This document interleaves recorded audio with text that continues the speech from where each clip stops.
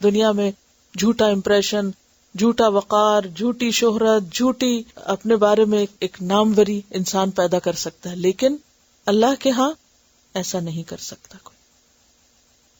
اور پھر آپ دیکھیں کہ وہ حدیث میں بھی آتا نا، المقسطون عند اللہ علی منابر من نور عن یمین الرحمن وکلتا یدیہ یمین الذین یعدلون فی حکمہم واہلیہم وما ولوا. کیا معنی اس حدیث کا؟ انصاف کرنے والے نور کے ممبروں پر رحمان کے دائیں ہاتھ بیٹھے ہوں گے، اور رحمان کے دونوں ہاتھ دائیں ہیں.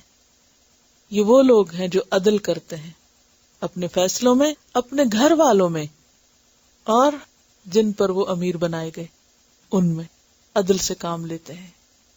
ایسے لوگ نور کے ممبروں پر ہوں گے.